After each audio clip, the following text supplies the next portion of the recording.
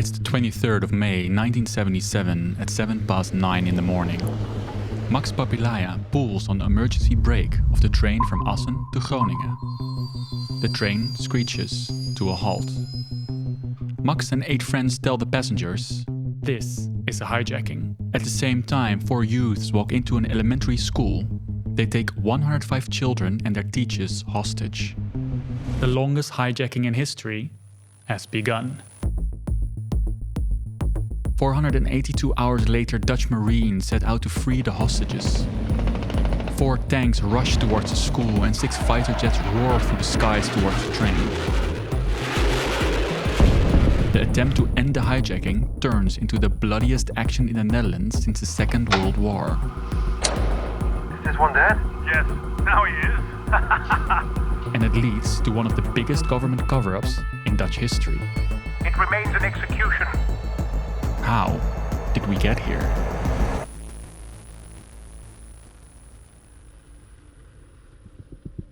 The train has stopped on a bend in the tracks close to the village De Punt. The hijackers are of South Moluccan descent, a minority in the Netherlands. They quickly release a few hostages, mainly older people and those that are not ethnically Dutch. In their eyes, the remaining hostages are guilty of supporting the Dutch government in a big injustice. But the train is less important now. The eyes of the nation are on the school hijacking. The Dutch Secretary of Justice reflects this sentiment. It's horrible that they went so far as to involve a school with children in it. 2 hostage situations on the same day is not a coincidence. These attacks have been months in the planning. The leader of the group is 25-year-old Max Papilaya. In his daily life, he's not in the business of taking hostages. He works as a civil servant, he is active in a Moluccan Christian youth club, and he's frustrated with the government of the Netherlands. There's also a girl in the group, Josina Octosea. This morning she left a letter to her parents. Daddy and Mommy, if you find this letter, I am no longer at home but with my friends. I am a South Moluccan and a Christian, and I am not afraid to die. If I get shot, that's okay, because it will not have been in vain. It will be for a purpose that is not meaningless. Josina has no history of political extremism either. She is a dental assistant, but she has a secret relationship with Marcus Rudi Lumalissi, another hijacker. In this way, she can be close to him. The hijackers share a list of demands. They want the release of 21 Moluccan prisoners, a bus to the airport, and a flight to a destination of their choice. If the government does not accept within 48 hours, they will throw a hand grenade in between the children. The deadline is set for Wednesday, 2 p.m. Growing up, I didn't know much about the South Moluccan minority in the Netherlands. That has got to be one of the great... But in the 1970s, the papers were filled with reports of attacks, hijacking, and hostage situations by people from this community. I wanted to understand this story, so I spent months researching, I visited locations, and I animated how this hijacking happened. I couldn't have made this video without this book, The Molukse Acties by Peter Bootsma. So if you're Dutch and you want to know more about this topic, be sure to check it out. 430 years ago, 4 Dutch ships set sail in search of spice. Their destination, Indonesia. They came to trade but soon wanted control. Trading posts turned into a thirst for territory. To conquer all the islands of Indonesia, the Dutch needed clerks, nurses and soldiers. They found many of them in this area, the Moluccas. In a sea of Muslim subjects, here the Dutch found islands of Christianity. Many joined the Royal Dutch Indies Army. Other groups don't always like that. They are sometimes called Belanda Hitam, Black Dutch. But the relationships between the Dutch and the Moluccans would not be good forever.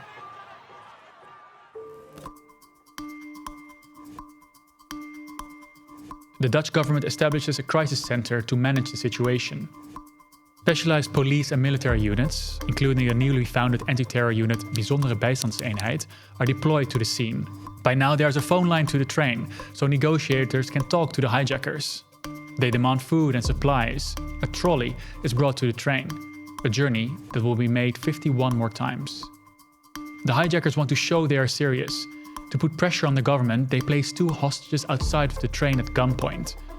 One of them is 23-year-old Rosemarie Oostveen. Fought back fiercely, saying that I didn't want to die because they didn't stand for something I was willing to die for. In response, they told me it wasn't their intention to kill me.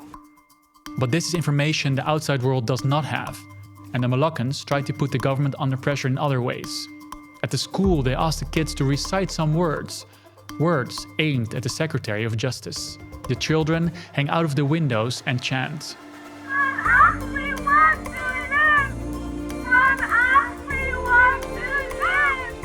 This almost makes worried parents break the barricades to free their kids themselves. Again, there's a mismatch between communication to the outside and what actually happens inside. We were afraid that there would be casualties among the children. We're not going to kill little children, are we? That would make us worse than Hitler. 109 days after the death of Germany's famous field art student, Indonesia declared independence from the Netherlands. The Dutch went to war to defeat the rebels, and many Moluccans fought on their side. After 4 years, the Dutch finally let go of their colony.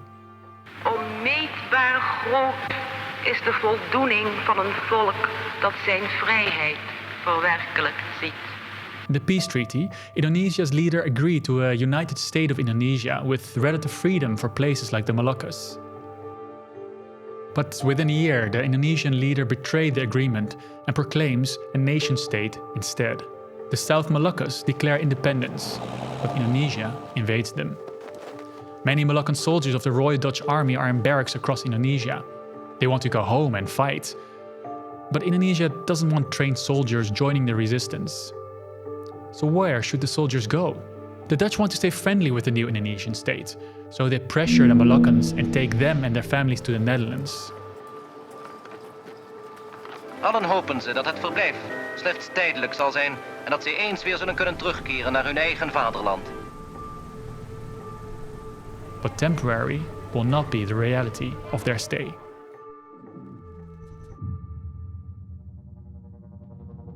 It's the day of the ultimatum. The situation is tense. The government has decided that if 2 hostages are executed, the BBE will storm the train and the school. Without proper planning, it is a big risk.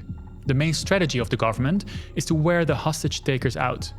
To stop the ultimatum, they say they are willing to talk about the demands of giving her free passage. The children always had absolute priority, so we said we are willing to discuss granting safe passage, which is, at least for a lawyer, something different from actually offering safe passage. To keep it to talking about free passage instead of granting it, the government complicates every step. They say they can give the hijackers a plane, but they just need to know the destination. And if the hijackers share a destination, they will contact the country to make sure it's not possible. On the side of the hijackers, Max is in charge. He refuses to share where they want to go. He has reasons not to trust the Dutch government.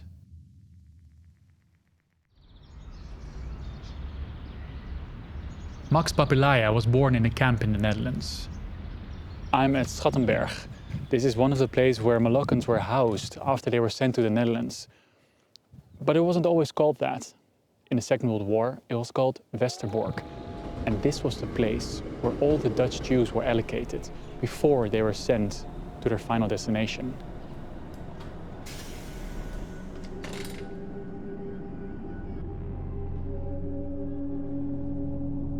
Mijn moeder vertelde dat er vroeger ook heel veel spookverhalen rondgingen over wat er in de barakken allemaal wel niet was qua geesten. En Vita Pikal is of Moluccan descent. She remembers where her grandmother lived. Nu wetende wat er toen allemaal is gebeurd, is het natuurlijk ook niet gek. Moluccans are settled here and in barracks all over the Netherlands. They are cut off from Dutch society. They are not allowed to work. They receive food stamps. All because their stay was supposed to be temporary. But for Max's generation, the worst thing is what happened to their fathers. The moment they set foot on Dutch soil, they are fired from the army. Ze hebben gevochten voor de Nederlandse vlag. En dan komen ze hier. Ze hadden geen soldij meer, helemaal niks meer. En ze moesten maar wachten. En dat duurde jaren. Something is off at the school. One of the children gets sick. She has to vomit and falls ill. The hijackers discuss with the government and release her. But that night, suddenly more and more children faint and have to throw up. The hijackers talk to a doctor who thinks it could be something very serious. During a long discussion in the middle of the night, the Dutch negotiator promises the hijackers that the government will grant them free passage out of the country. They just have to release the children. The next morning, the children go free. Only the 4 teachers remain. But the government is not willing to keep its promise. The hijackers feel they have been played. They hope the train will now make the difference. Max sees the generation of his parents hurting. They want to go back to the Moluccas, but they can't. The parents go on peaceful protests. They want the Dutch government to pressure the Indonesians to establish an independent Moluccan republic. But after 350 years of colonial relations, the Dutch don't want to pass critique on the new Indonesian government. They want to keep relations positive, and they have big business interests in the country. They have no intention of fighting for the Moluccan ideal. Don't the Moluccans see their cause is hopeless?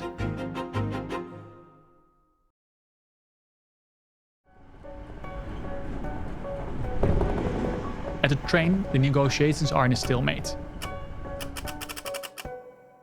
The government still wants to hear what the hijackers plan on going, and the hijackers, they don't want to share it. In the train, a certain routine starts to emerge. A certain rhythm developed in the train. Some people did morning gymnastics, there was more and more card playing, games were played, and chessboards appeared. Certain people asked to take on specific tasks, cleaning up mule waste, tidying up the place, or removing the waste from under the train. You could see the instinct for survival in people, and in my perception, people also became rather selfish. When cigarettes were brought in, people struggled to share them. The focus was very much on the inner world of the train, not so much on the outside world. In the outside world, the government is getting frustrated. If there's no progress with the negotiations, they need to think of other ways to end this. Earlier Moluccan actions have resulted in violence. In 1975, the small village of Wijster becomes world news. Moluccan youths hijack a train. Yes, there was another train hijacking, 1.5 years before the Punt. But these hijackers immediately start killing hostages. In the end, 3 people die. How did this happen? Almost 10 years before, Christiaan Soemokil, the president of the Moluccan Republic, was executed by the Indonesian government. His death makes young Moluccans in the Netherlands extremely angry. All those peaceful protests their parents had dragged them to did nothing to bring a free Moluccas closer. So to show the world this injustice, they start violent actions. They even make plans to take the Dutch Queen hostage. But hijacking a train, well, that will make the headlines. The hijackers demand the release of political prisoners and a flight to a country of their choice. They are inspired by a Japanese militant group that took the French ambassador hostage and got a flight out of the country. In the French embassy, those Japanese had also been granted safe passage. We assumed that the Dutch government would never abandon the hostages to their fate and that they would give in after a few hours. But with the Japanese, the government only granted free passage because a foreign ambassador was at risk. And when the hijackers then start executing hostages, the Secretary of Justice is sure of one thing. At that moment it was clear to me, they won't get out of here. They try to send important persons from the Moluccan community to negotiate. One of them is Josina Soemokil, the wife of the legendary resistance fighter Christiaan Soemokil. She is seen as the mother of all Moluccans. Josina tells the hijackers that they are endangering people on the Moluccas with their actions. With this, she convinces them to surrender. It was me that she wasn't just making that up. And we absolutely did not want people in the Moluccas to face problems because of our actions. This train hijacking lasted 12 days. It was ended by Josina's intervention. But her part in the next hijacking will have a completely different effect. With the negotiations in deadlock, Josina Soemokil is once again asked to negotiate with the hijackers. But after her role 2 years ago, she has been criticized by the Moluccan community. Did she sell out the boys to the Dutch government? So when the hijackers ask her to help them, she doesn't hesitate. They tell her what they kept hidden from the government, where they want to go. They have 3 destinations they think might take them in: Vietnam, Yemen, and Benin. They need her to get in contact with friends so they can contact these countries. She does not tell anyone from the government about this plan. The Moluccans learned from the first hijacking that executing hostages will get them nowhere. They have no intention of using violence. But the Dutch government doesn't know that. They are losing faith in a peaceful solution. And they are also worried about the BBE. The well-being of the hostages was, of course, the priority, but our fatigue also played a role. We were dealing with 2 targets simultaneously, the train and the school, and that was quite a lot. People were getting tired, had been away from home for so long, and were starting to show signs of, this is enough for us. You need well-rested individuals to carry out such an operation.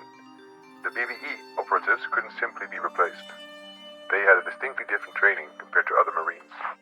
So on the 7th of June, the government asked the Marines to work on a plan to free the hijackers from the train by force.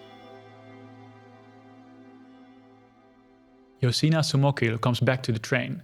She has a message for the hijackers. Hold on. Benin will receive all of you. The 21 detained boys agree. Request free exodus, an airplane, and no prosecution. Burn this letter. The hijackers finally get the news they wanted. It's amazing. They have an opportunity to go to another country. They just have to sit tight and stick to their demands. Mentally, they dig in. The reality is, Benin has no place to take them in. It is unclear where the information on the leaflet comes from. And for the Dutch government, this is totally out of the question. They have no intention of letting the hijackers leave the country. And by now, the Marines have made a plan.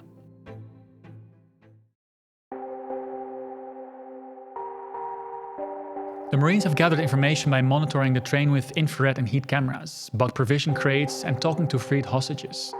Based on this information, they believe the hostages are separated into 2 compartments, one for men and one for women. They think hijackers are in the front, on the balconies between the compartments and in the back of the train. The aim of the plan is to storm the train and to prevent the hijackers from reaching the hostages. But the information they have will prove to be incorrect.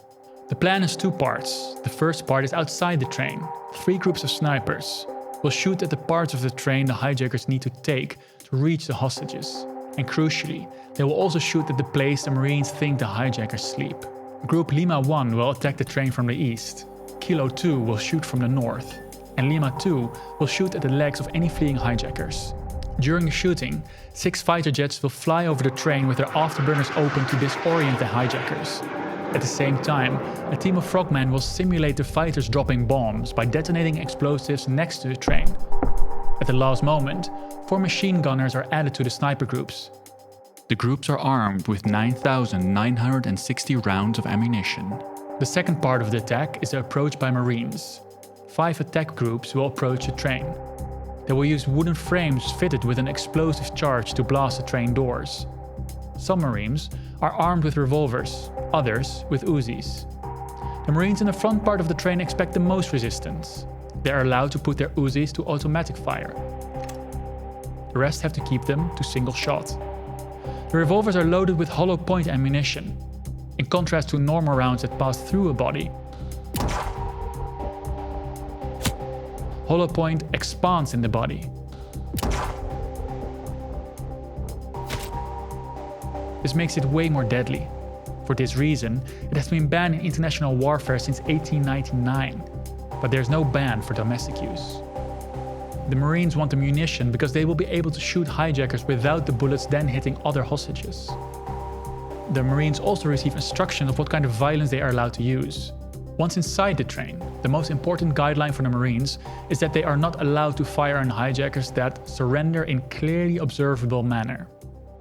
The purpose of the attack was to immediately free the hostages and arrest the hijackers. Our constitutional state is still set up to arrest suspects. This said, in discussion about the attack, the government accepts that every hijacker could die. This does not mean the decision is taken lightly. Especially the Prime Minister, Joop den Uyl, is against the attack. Joop den Uyl wanted to negotiate. Well, I sometimes said, until kingdom come. He thought the risks were too great. That was a dramatic discussion. Joop den Uyl was in tears. He saw the possibility of terrible things. After a long discussion, the 5 ministers take a vote. 2 are against, 3 in favor. The attack is set in motion.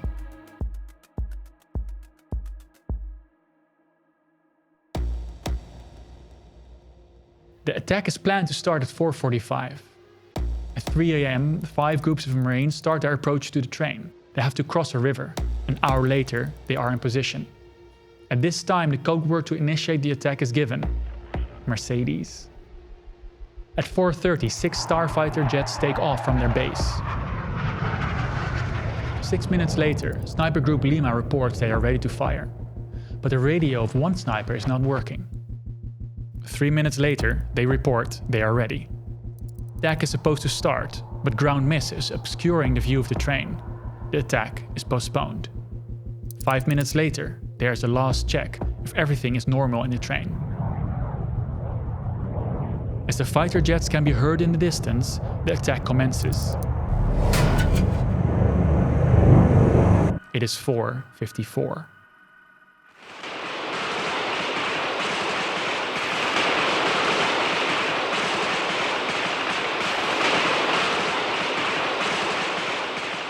Six fighter jets pass over the train multiple times.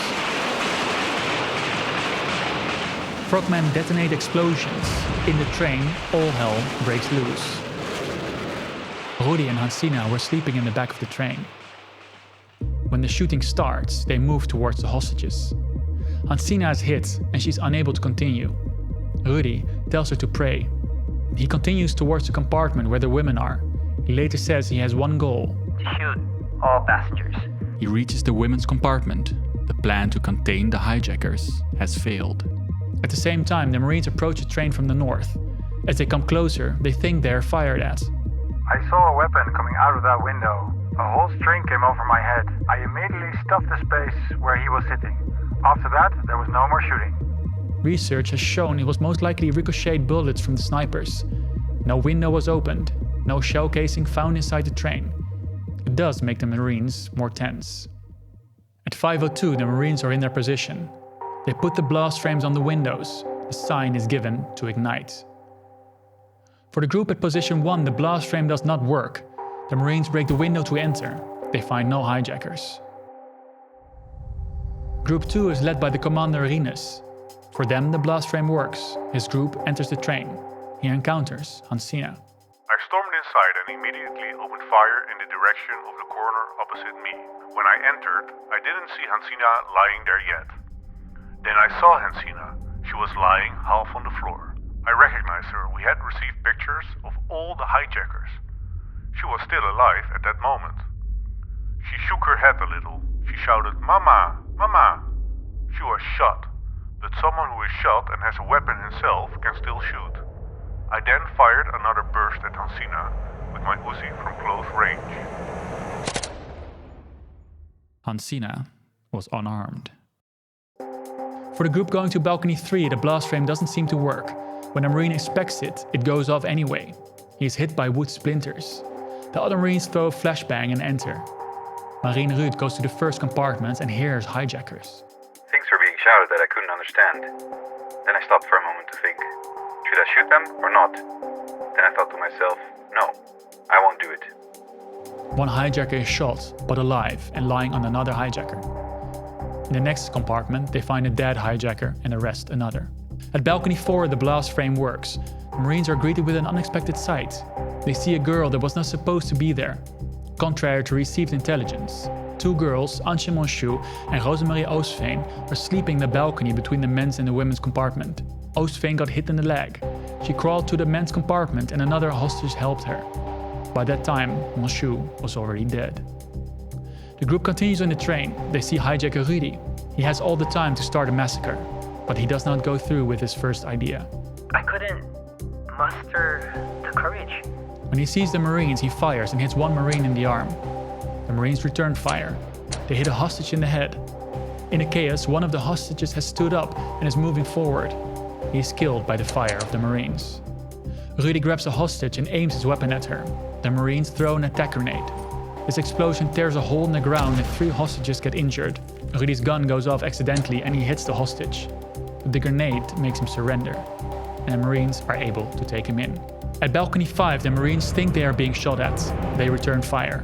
When they enter the train, they shoot through the toilet doors. They can't see in the first compartments. They fire through the doors. 2 hijackers are behind this door and neither survive the attack. At the last door, one Marine says he sees movement. He shoots through the door of the final compartment and shoots the person inside. The last hijacker is shot. The operation is over. The whole operation has taken just over 10 minutes. The action of the Marines, 180 seconds. After 482 hours, the train hijacking is over. At the same time, 4 armored personnel carriers rush to the school. 1 rams the facade. All Moluccans surrender and are arrested. The Marines become heroes. They risk their lives to free the hostages. The hostages are reunited with their family members. But it is not a happy end for everyone. Rien van Barel was the breadwinner of his family. Ans Monsieur, who turned 20 inside the train, is killed by Dutch bullets. The Moluccan community mourns 6 dead. When the relatives of the killed hijackers receive their bodies, there is a surprise. They receive their sons and daughter in a closed casket with only a small window. Historical research has shown this was a standard procedure at the time. But when they hear they are not allowed to open the caskets, this raises suspicion for the families. And the action of the Dutch government after the end of the hijacking makes it seem like they have something to hide. The Moluccan families are not allowed to see the autopsy reports of how the hijackers died. Journalists are not allowed to see the broken train. And when the surviving hijackers appear before court, they are only given light sentences. The government rushed the trial. To avoid awkward questions about the actions of the Marines. And then there's the way the Secretary of Justice informs the Dutch Parliament about the action. He says the shootings before the attack were not meant to kill the hijackers. We knew that there was a risk that the death of some of them would be the consequence. In reality, the government had accepted the death of all hijackers. On the action of the Marines, he says, inside the train. No shot was fired at a hijacker who did not resist with a firearm. This line of reasoning is repeated for more than 3 decades. The problem is, it is not true.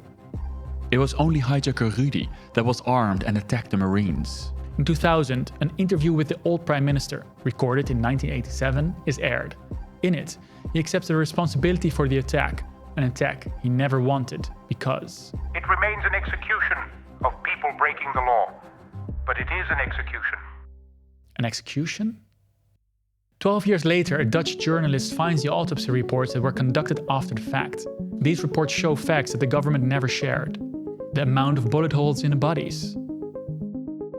And the 2 hijackers, Josina and Max, have burn marks on their bodies. These burn marks appear when weapons are fired on or are extremely close to the skin.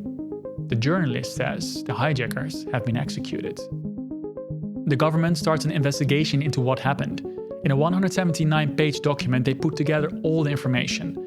In the end, their conclusion was that the Marines did not cross any lines. The violence did not exceed the limit of what was expected and accepted by the state, it says. But there are still many questions. With the new information, family members of the hijackers sued the Dutch government in 2014. After decades of uncertainty, they wanted truth. What really happened in the train? Did the government give orders to kill the hijackers?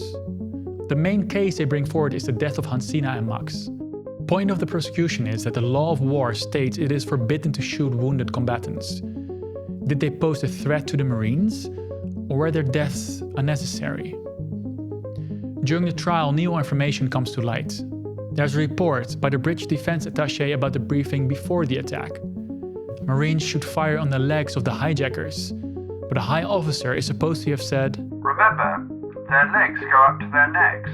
Clearly, from all the evidence, the Marines were intended to kill all or as many of the terrorists as possible to avoid problems in the courts afterwards." The official line had been that the Marines should apprehend the hijackers, and the Marines in the train and the government deny any order to kill. After all, didn't many hijackers survive? But multiple witnesses state that the commander of the attack on the school found it morally reprehensible to execute the hijackers. And it was clear the Marines had different ideas about the approach. The commander had said that it would be good if they were all shot dead. This statement was made when tensions were high. Maybe it shouldn't be taken at face value. But it does influence this Marine that decided not to shoot the hijackers he found. That one will shoot in a certain situation, and the other won't. I think it has to do with the difference in character. It's only my job to eliminate those people because they're dangerous. But I have nothing against those Moluccans. Not at all. I'd rather have a beer with them. This is not the view of the Marine that encountered Josina. Eliminating the hijackers so that they can be handed over to justice, I don't do that. You can't attack like that. You can't say in advance, let them try to hit them in the legs. That's pure nonsense. It goes so fast.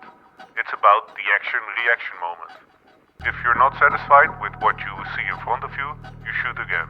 You can't think first. Then I stopped for a moment to think, should I shoot them or not? Then I thought to myself, no, I won't do it. You can't think first. That's not how it works. The Marines are brought in for questioning. The Marine that attacked Josina said he fired on her with his Uzi. After all, he had to do it in a split second. But someone who is shot and has a weapon himself can still shoot. I then fired another burst at Josina with my Uzi from close range. But the autopsy report shows it's not the Uzi fire that killed her. She has 3 wounds made by a revolver. They were made from very close by. One is through her head.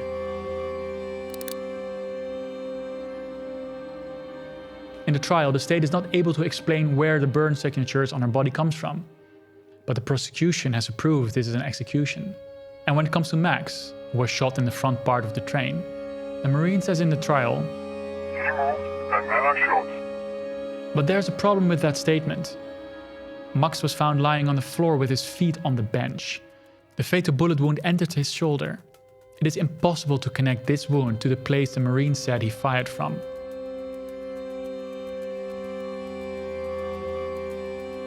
It also does not correspond to bullets fired from the outside, not by the snipers nor the attack group. So how was he killed? Then an audio recording is brought to light. There's a recording of the Marines that were active in the front of the train. Second by second, we can follow Marine Group 5. The tapes have never been released to the public.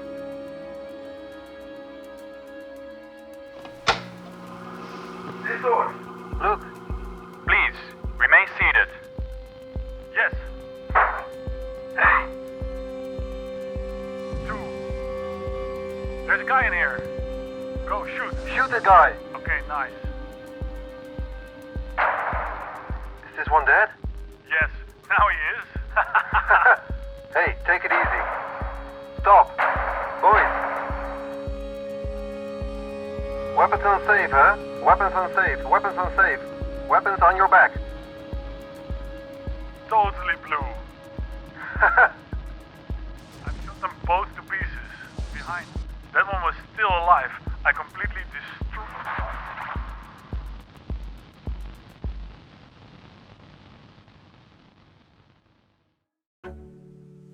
These tapes were never meant to be released to the public. For the Moluccan community, they are extra evidence that executions took place in the train. But the defense says these tapes alone prove nothing.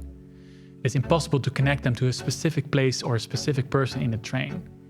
And this is what the judge also decides.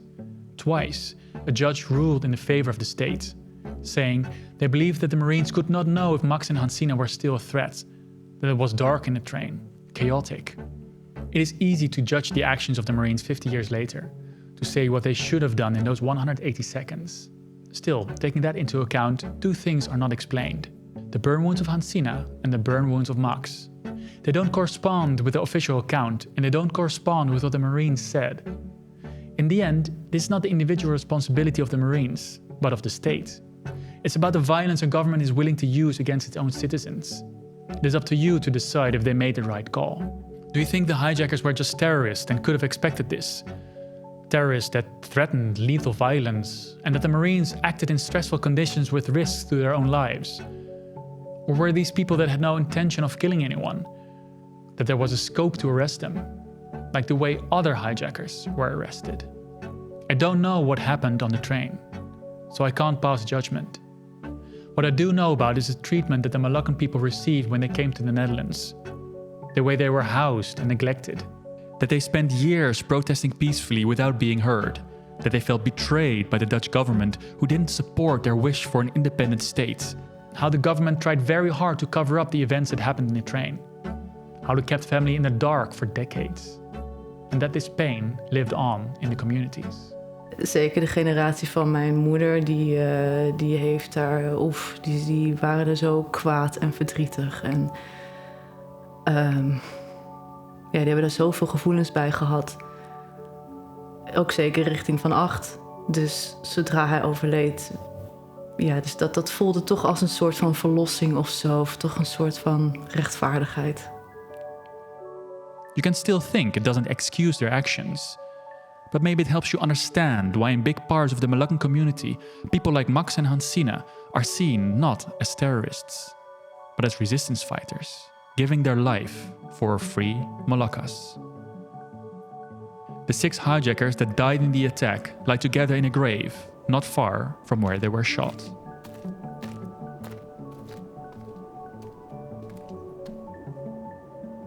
On the stone it says Lavamena Haulala, which I probably pronounced horribly. It means something like keep going forward without putting a step back.